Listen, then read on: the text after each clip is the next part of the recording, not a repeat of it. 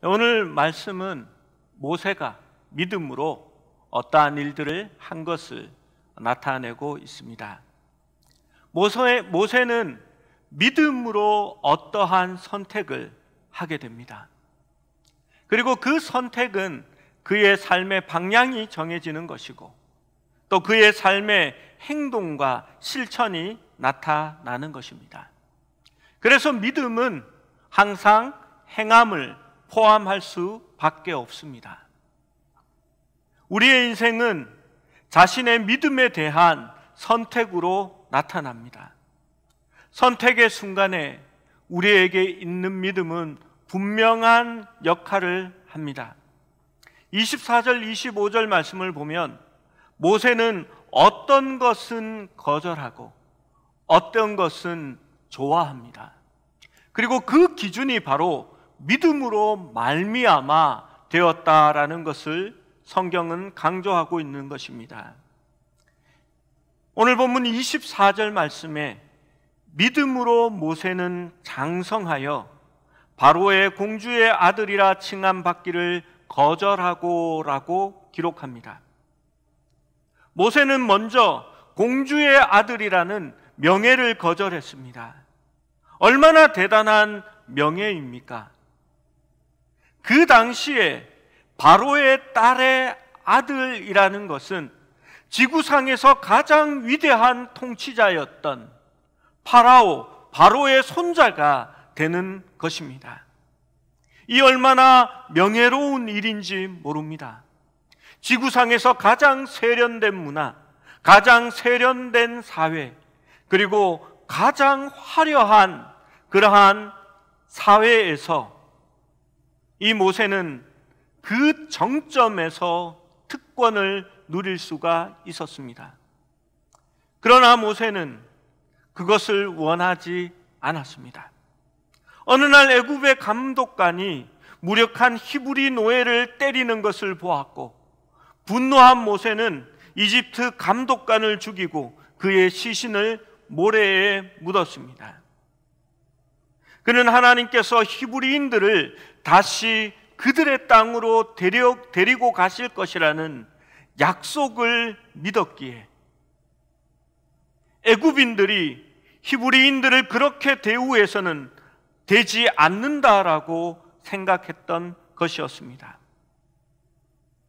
모세는 애굽의 왕자로 있기보다는 그 당시 애굽의 노예였던 유대인들과 함께 하기로 결정한 것입니다.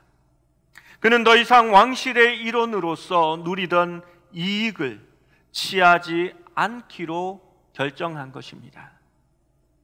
두 번째로 그는 쾌락을 거부합니다. 25절의 말씀을 보십시오. 도리어 하나님의 백성과 함께 고난받기를 잠시 죄악의 낙을 누리는 것보다 더 좋아하고, 여러분, 낙을 누리는 것이 좋지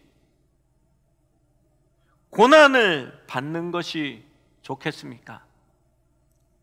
그런데 누구를 위하여 고난을 받느냐라는 것은 또한 다른 문제입니다. 히브리서의 저자는 잠시 죄악의 낙이라고 표현하고 있습니다. 죄는 하나님과 분리되는 것입니다. 하나님이 원하지 않는 것을 행하는 것입니다. 그런데 거기에 묘한 즐거움이 있는 것 같습니다. 그래서 죄악의 낙이라고 표현합니다. 여러분, 하나님이 하지 말라는 것, 그것을 하는 것보다 내가 원하는 것, 내가 하고 싶은 것을 하기 때문에 즐겁다라고 말할 수 있습니다.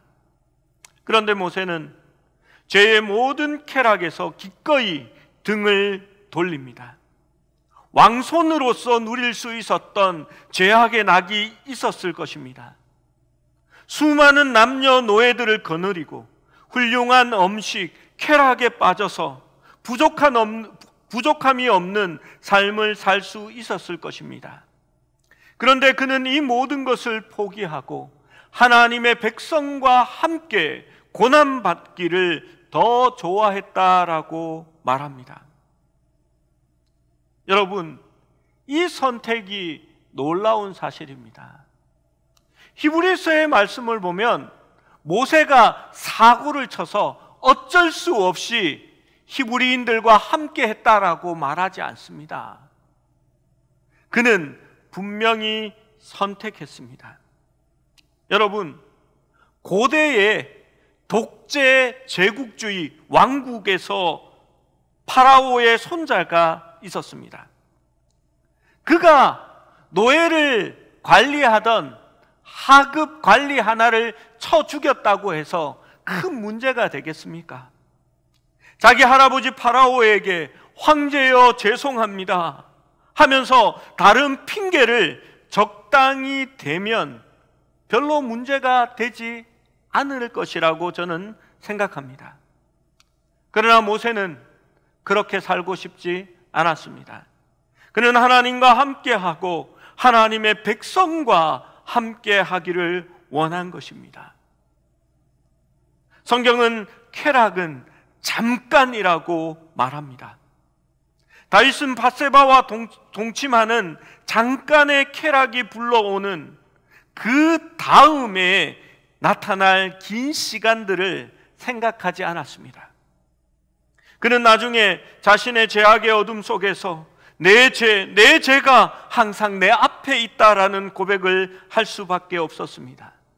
쾌락은 너무 빨리 지나갔지만 그는 살인자가 되었고 자신의 아이가 죽었고 사랑하는 압살롬의 반역이 그의 삶에 끔찍한 얼룩으로 남게 되었습니다. 그것이 바로 일시적인 죄의 쾌락이 그의 삶에 불러온 선택의 결과였던 것입니다. 모세는 명예와 쾌락보다도 믿음을 선택하였습니다. 그래서 모세가 지혜로운 사람인 것입니다.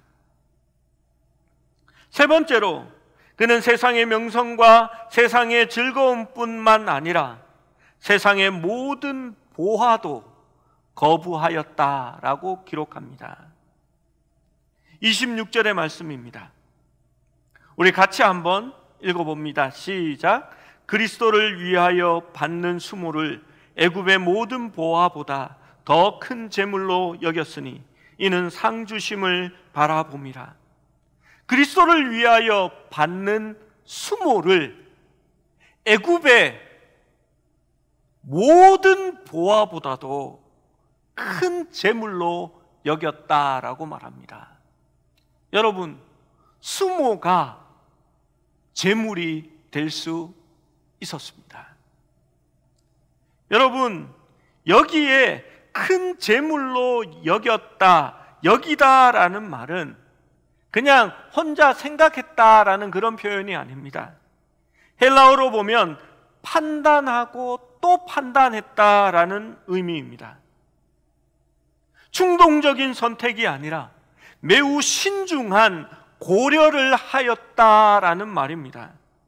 그는 상 주심을 바라고 그리스도를 위하여 받는 수모를 애굽의 모든 보화보다도 더 나은 것으로 생각하고 또 생각하고 고려했다라는 의미입니다. 여러분, 시편 73편 12절 13절을 보면 이런 말씀이 있습니다. 볼지어다 이들은 악인이라도 항상 평안하고 재물은 더욱 불어나도다. 내가 내 마음을 깨끗하게 하며 내 손을 씻어 무죄하다 한 것이 실로 헛되도다 고백합니다. 여러분, 어쩌면 이 고백이 맞는 것 같습니다. 세상을 바라보면 악인들이 더 평안하게 사는 것 같고 더 많은 재물을 불려나가는 것 같습니다. 그런데 우리가 마음을 깨끗하게 하고 우리가 죄에서 떠나 손을 깨끗하게 하여도 이 모든 것이 헛된 것 같습니다. 그런데 시편 73편은 나중에 고백합니다. 여호와를 가까이 하는 것이 진짜 복이다라고 말입니다. 시편 37편 16절은 이렇게 말합니다. 의인의 적은 소유가 악인의 풍부함보다 낫도다. 여러분, 그렇습니다. 하나님 앞에서는 재물의 풍부함이 더 큰 것이 아닙니다. 비록 적은 재물을 갖고 있으나 하나님께 순종하고 하나님 앞에 바르게 나아가는 자들이 더 낫다라고 말하는 것입니다.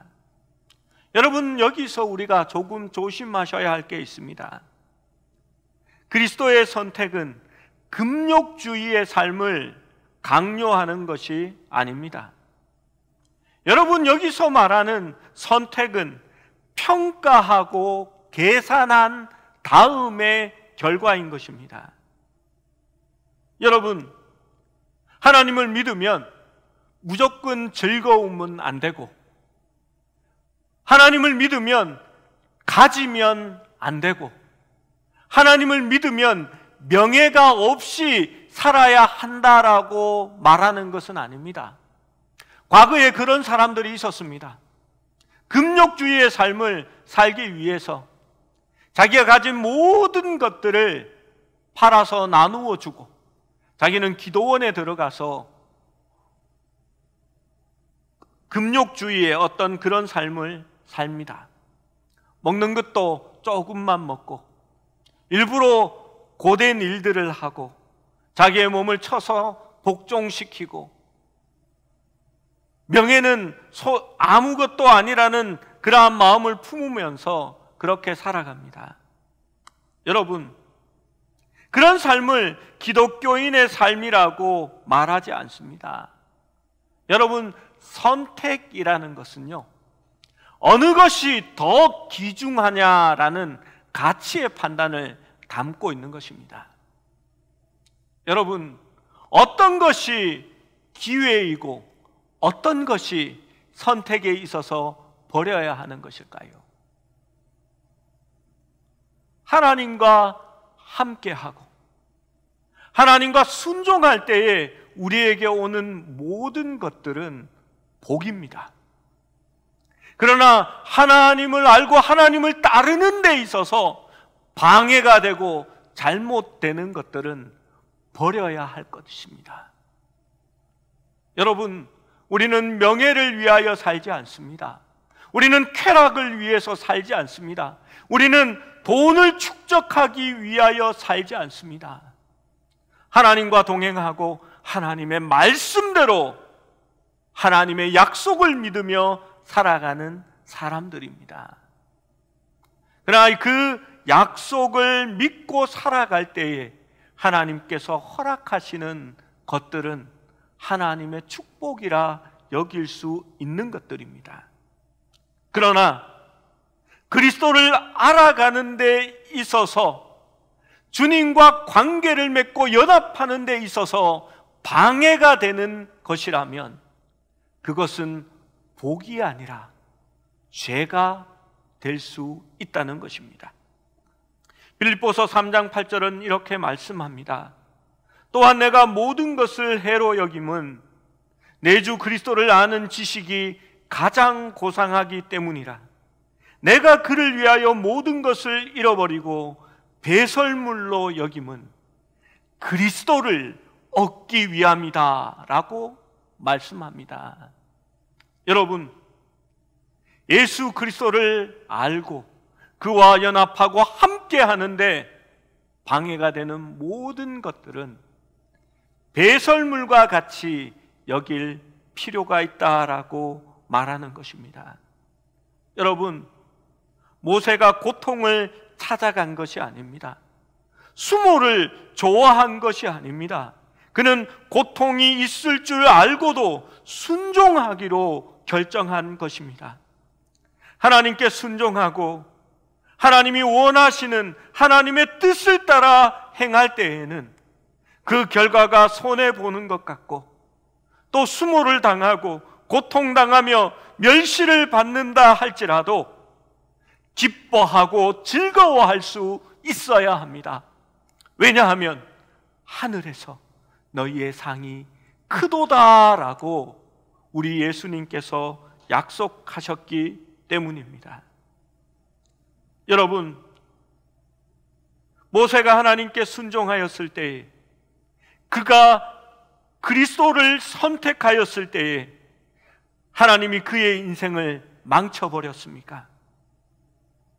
모세도 그 당시에는 깨닫지 못했을 것입니다. 순종을 통하여 고난을 선택했고, 그리고 그 고난은 인내가 필요하였습니다. 이 모든 일들을 통해서 하나님은 준비하고 계셨던 것이었습니다. 사람들은 모세가 바로의 궁전에서 애굽의 놀라운 지식을 알았기 때문에 그가 훌륭한 지도자가 되었다라고 생각합니다. 그렇지 않습니다. 그가 훌륭한 지도자가 될 수 있었던 것은 그 모든 지식에도 불구하고 하나님을 선택했기 때문입니다. 그가 이스라엘 백성들을 인도하여 하나님의 일을 행할 수 있으려면 애굽의 지식이 필요한 것이 아니었습니다. 그는 하나님 앞에서 온유해야 했으며 겸손해야 했고, 하나님의 마음을 자신의 뜻보다도 우선시할 수 있어야 했습니다. 그는 이집트의 왕으로 있을 때에는 이집트인을 자기의 혈기로 죽이는 오만함을 가지고 있었습니다. 이집트 왕자는 당시에 스스로 누군가를 죽일 수 있었지만, 이스라엘의 지도자는, 하나님의 왕자는 절대 그럴 수가 없습니다. 자기의 혈기로 백성을 죽이는 자가 아니라 하나님의 뜻에 순종하고 하나님의 이끄심에 반응할 수 있는 사람이 되어야 하는 것입니다. 그는 철저하게 하나님에 의해서 지배받는, 컨트롤되어지는 사람이 되어야 하는 것입니다. 팔복의 말씀을 통하여 온유함에 대해서 설교한 적이 있습니다. 온유함이라는 것은 나약한 것을 말하는 것이 아닙니다. 온유함은 컨트롤되어지는 힘을 말합니다. 제가 예전에 설교하면서 거인이 아주 힘이 있는데 이소하는, 그러니까 둥지에서 날기를 연습하는 작은 어린 새가 길바닥에 떨어지면 그 거인이 이 새를 가만히 움켜쥡니다.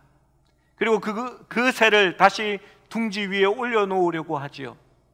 여러분, 조금만 세게 잡으면 그 연약한 새의 깃털이 부서지고 그 작은 갈비뼈가 으스러질 겁니다. 그러나 너무 느슨하게 잡으면 그 아기 새는 다시 포르륵 거리며 땅바닥으로 떨어질 것입니다. 적당하게 컨트롤되어서 잡을 수 있는 그 힘, 그것이 온유함이 가리키는 단어라고 얘기했습니다. 여러분, 하나님을 믿는 사람이 온유할 수 있는 것은 무엇 때문입니까? 하나님의 성령에 의해 컨트롤 당하고 있기 때문입니다. 주의 말씀에 의해 지배받고 있기 때문에 온유함을 가질 수 있는 겁니다. 성경에서 온유함에 대하여 말하고 있는 사람은 두 사람입니다.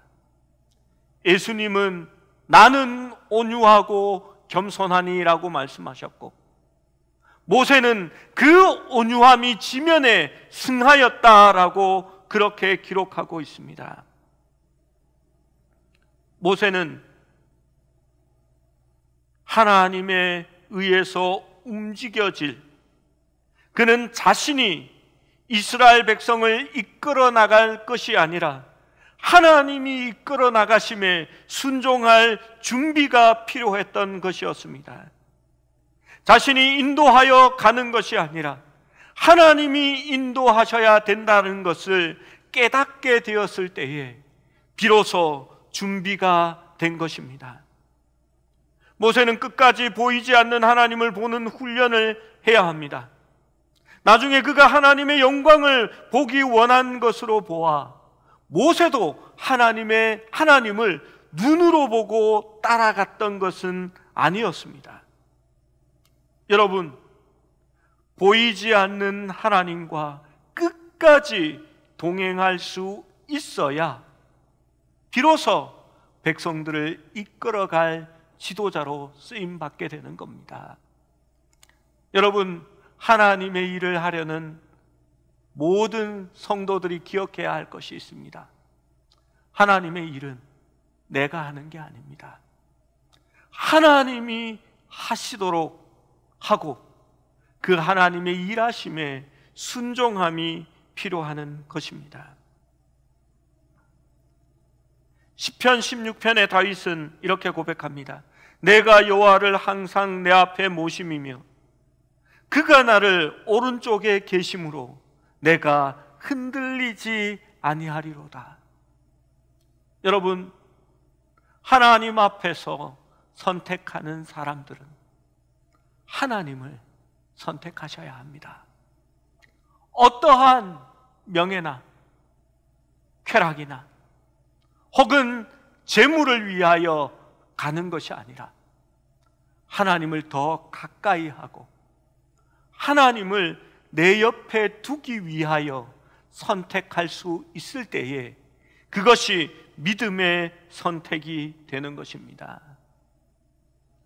여러분, 삶에 있어서 정말 중요한 일이 있습니다.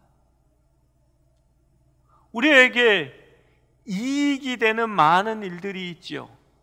그것을 선택하면 수많은 돈을 벌 수 있을 만큼의 그런 일들이 있습니다.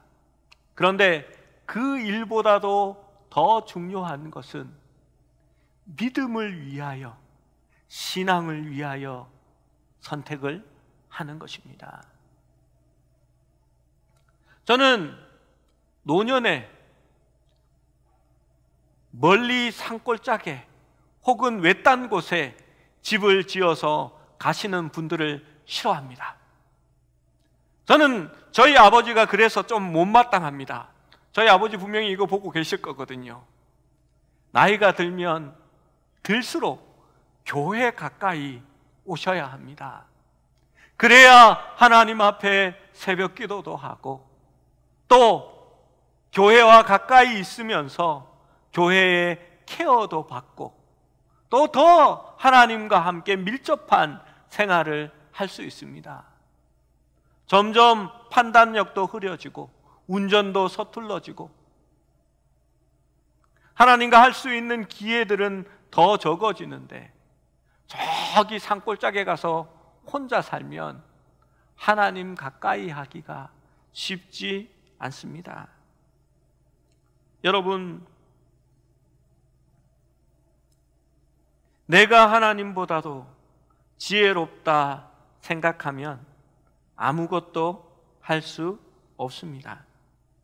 이런 사람들은 홍해 앞에도 설 수 없을 것이며 그 발을 담글 수도 없을 것입니다.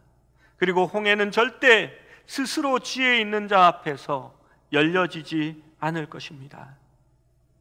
그러나 하나님은 모세보다도 모세 자신보다도 모세를 더 잘 알고 계셨습니다.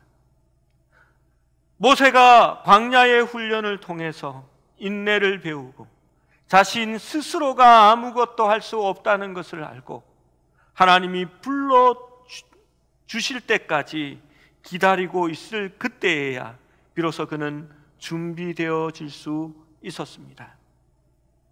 모세는 80세가 되었습니다.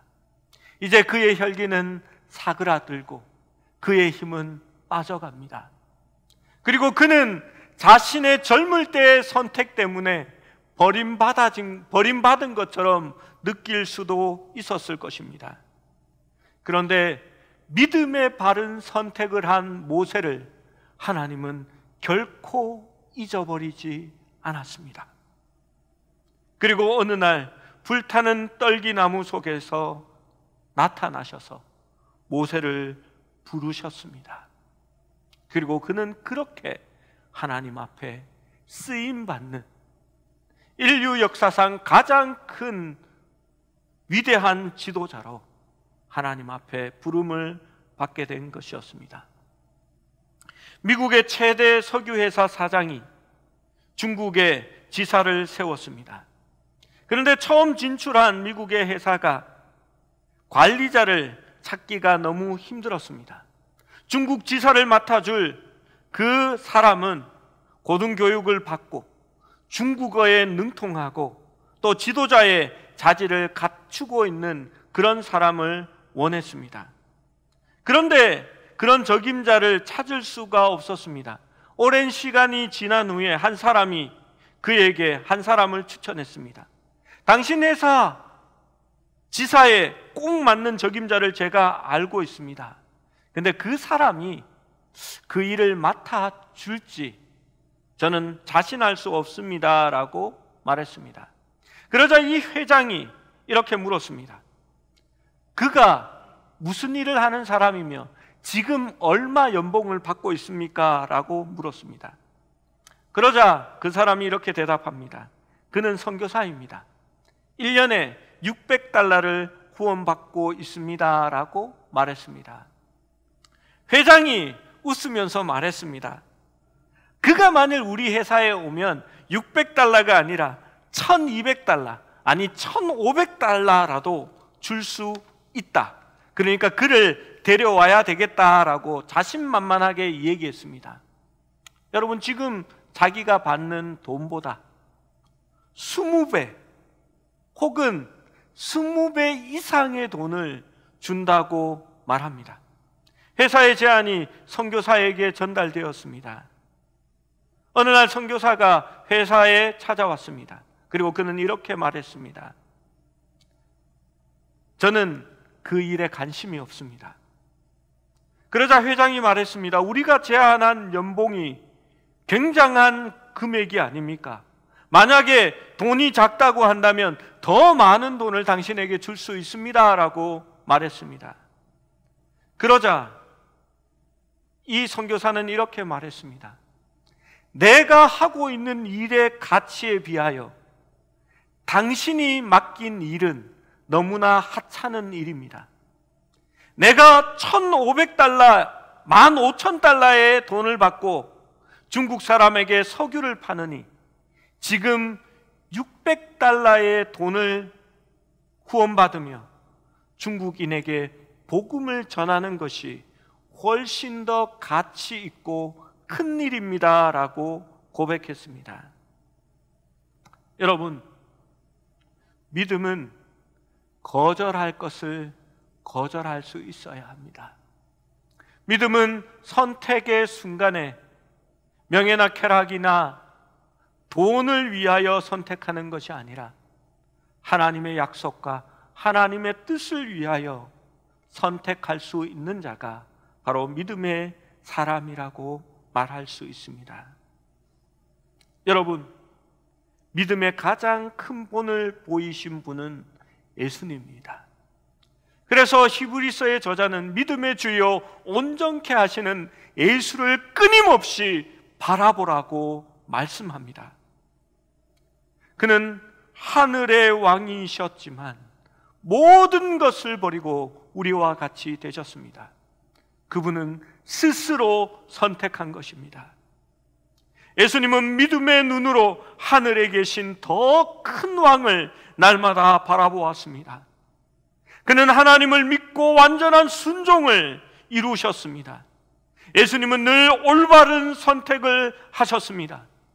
그는 온 우주의 명성을 거부하고 세상의 쾌락을 거부하고 세상의 풍요를 거부하고 오직 하나님이 기뻐하시는 뜻을 선택하고 그 뜻에 순종할 수 있는 분이셨습니다.